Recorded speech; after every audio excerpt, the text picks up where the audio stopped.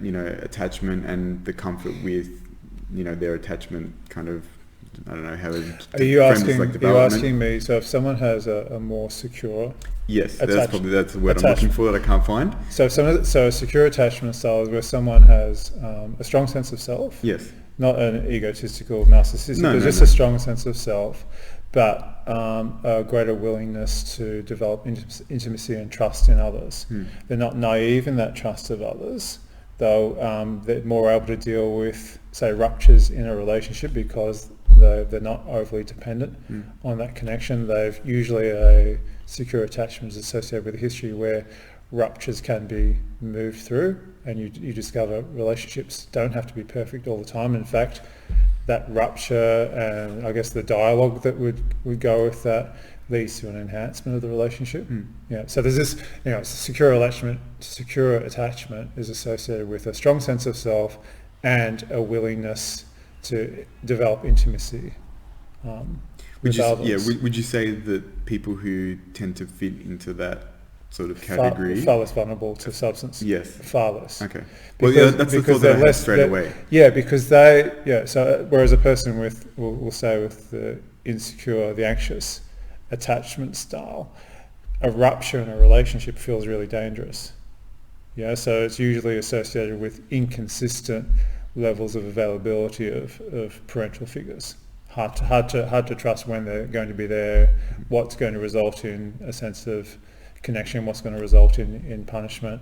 So what tends to happen as a consequence of that is a lowered sense of self and a greater emphasis on the other, monitoring the other, making sure they're not going to get rejected, a really reactive response to the negative emotions associated with rejection, real or imagined. So very emotionally dysregulated by their environment, far more vulnerable to it. So everyone feels distress and emotional pain from what's going on around them, but a person with that type of attachment style is generally, it's far more taxing on them when something like that happens. That's right. It's up and down. So hence the greater tendency to move toward something that's a little bit more reliable. Yes.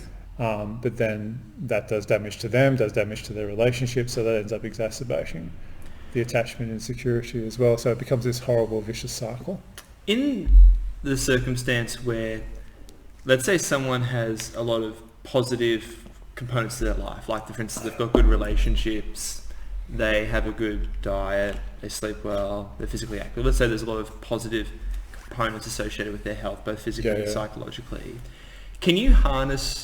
Are there things that you can do to harness traits of addiction to benefit you?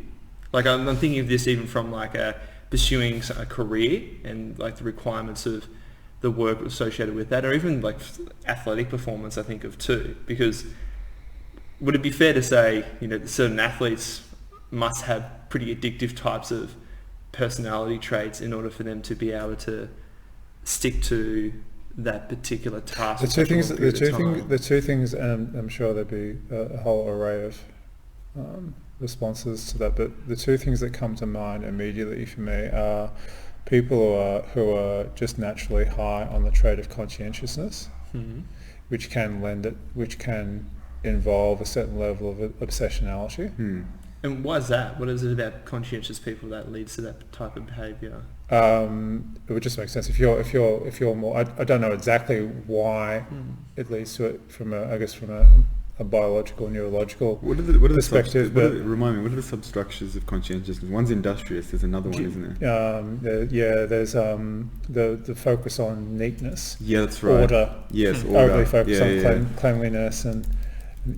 So this is perhaps a little less I guess they could be both as well. If you're high